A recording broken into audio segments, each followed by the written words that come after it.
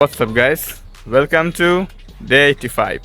আশা করি সবাই অনেক বেশি ভালো আছো এবং সুস্থ আছো। তোমরা যারা আমার ডে 84-এর ভিডিওটা দেখছো তাদের একটা কোশ্চেন থাকতে পারে আমার কাছে, যে আপনি তো বলছিলেন যে আগামীকাল আপনি আপনার প্রোডাক্টের ভিডিও শ্যুট করবেন, কন্টেন্ট বানাবেন, তাহলে আজকেরা এই ডে 85-এ আপনি এরকম ছাদে কেন? আমার হচ্ছে অ্যান্সার একদম সলিড, ঠিক আছে। সমস্যা হচ্ছে যে আমি নিজেও চাইছিলাম আজকেরা তোমার শ্যুটটা করতে, ভিডিও শ্যুটটা করতে, বাট তোমরা অনেকে জানো হয়তো যে আমার হচ্ছে বাড়ি কেউ নাই, আমি এই মুহূর্তে একা আছি। বাড়ির যাবতীয় সমস্ত কাজ বাজ এখন আমাকেই করতে হচ্ছে, দেখাশোনা। তো সেজন্য আমি আগে ভাবছিলাম কি, যে প্যারেন্টস চলে গেছে, বাড়ি পুরো ফাঁকা, এখন তো শুধু চিল আর চিল, ঠিক আছে। শুধু এখন মন দিয়ে কাজ বাজ করতে পারবো, বাট এটা অ্যাকচুয়ালি আসলে উল্টা হয়ে গেছে আমার জন্য। এখন বাড়ির কাজ আরও বেড়ে গেছে, আমার ওইদিকে আরও বেশি, মানে কাজ করতে করতে এনার্জি লস হয়ে যাচ্ছে। সকালে উঠছি তোমার 9টার সময়। 9টার সময় উঠে একটানা মনে হয় 1টা পর্যন্ত 1টা 1:30 পর্যন্ত শুধু আমার কাজ করতে হয়েছে, শুধু বাড়ির নর্মাল ঘর গোছানো, ইটি করা, রান্না বান্নাটা সব থেকে বেশি প্যারাদায়ক ছিল, তো ওইটা করা লাগছে।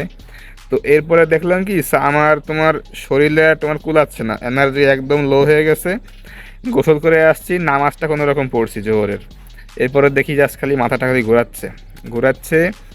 ইউজুয়ালি আমার এরকম ঘোরায় না, আমি কাজ বাজ করি, আমার এইসবে কাজ বাজে কোনো রকম ঝামেলা হয় না।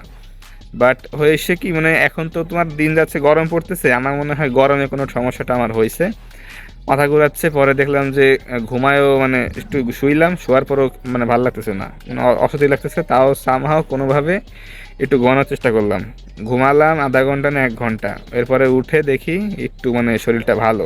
তো নামাজ কালাম পড়ে খাওয়া দাওয়া শেষ করে তখন না আমার তো খারাপ লাগতেছিল, বাট তারপর আমি ভাবতেছিলাম যে শ্যুট করব কি না, যেহেতু বলছিলাম যে শ্যুট করব, মানে এই ভাবি যে করব না, এইভাবে করব, ঠিক আছে। তা পরে লাস্টে ভাবলাম কি, যে আমার যে ফেসের একটা একটা এক্সপ্রেশন বলে কথা আছে, আমার মুখের ভাবমূর্তি দেখে তো মনে হবে না যে আমার শরীরে এনার্জি আছে। তো কন্টেন্টে সেই জিনিসটা অনেক ভিজিবল হয়ে যাবে, কন্টেন্টে তো আমাকে থাকতে হবে চাঙ্গা এনার্জেটিক, তো সেই জিনিসটা তো আমি নিয়ে আসতে পারবো না, আমার চোখে মুখেই তোমার ক্লান্তি, ঠিক আছে। তো অনেক কিছু ভেবে চিন্তেই ডিসিশনটা নিলাম যে না, আজকে আর যাব না, কোনোভাবে পসিবল না। এরকমও হইতে পারে যে আমার এরকম লাগছিল যে তোমার শুটিংয়ের যে চাপ, যারা তোমার কন্টেন্ট শ্যুট বা বিভিন্ন রকমের শুটিংয়ে যারা গেছো, কাজবাজ করছো, অনেকেই জানো যে কত রকমের আসলে প্যারা এখানে। স্ক্রিপ্ট দেখা, স্ক্রিপ্ট ভুলে যাওয়া, আবার স্ক্রিপ্টে তোমার বারবার বলা, এক শট কয়েকবার দেওয়া, অ্যাঙ্গেল চেঞ্জ করা, অনেক রকম ঝামেলা আছে।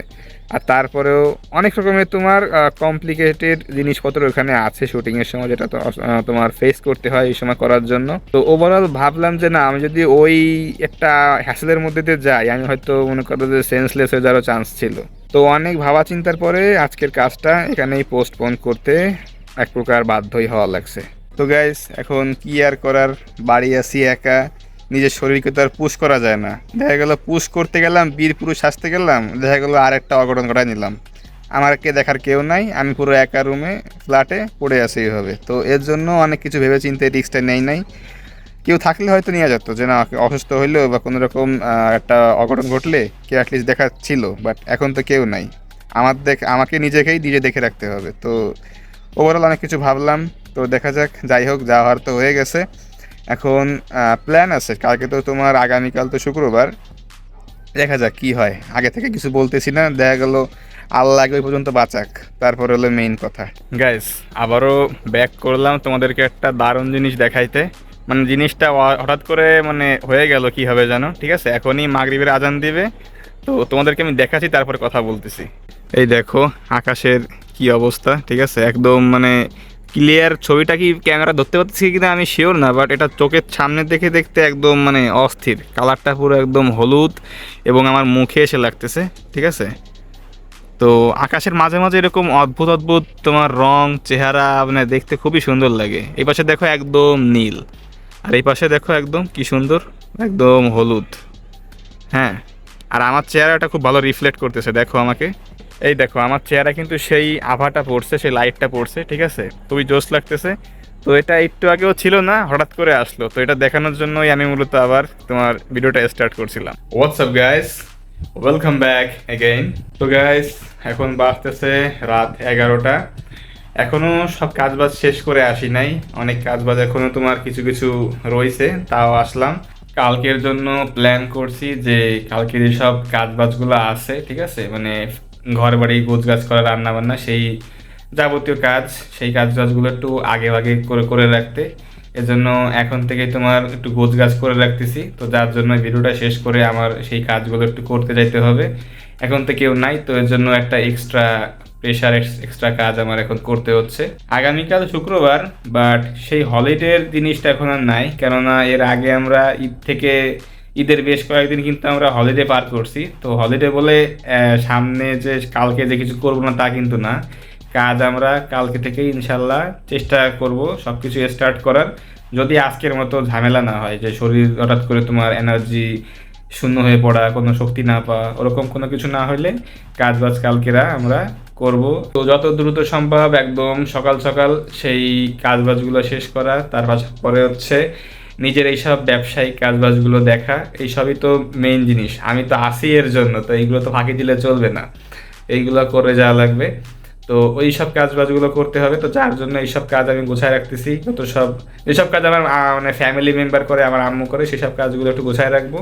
আমার কাজগুলোর পরে সময় নিয়ে করাটা ভালোই পাবো, কেননা শুক্রবারে আসলে হয় কি, তোমার ইনাফ টাইম পাওয়া যায় না, জুম্মার দিন থাকে তোমার, এর জন্য একটা অনেক আগে থেকে সব কিছু তোমার একটু প্রিপারেশন নেওয়া লাগে। তো এর জন্য কালকের আরেকটা এক্সট্রা তাড়াহুড়ো কাজ করবে, তো তারই মধ্যে যতটুকু আসলে করে পারা যায় আর কি, সব কিছু সহি সালামতভাবে করতে পারলেই আলহামদুলিল্লাহ।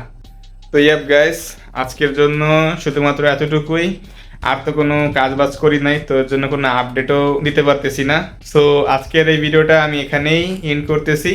তোমাদের সাথে দেখা হচ্ছে ইনশাল্লাহ আমার আগামীকাল। Take care on yourself and আল্লাহ হাফেজ।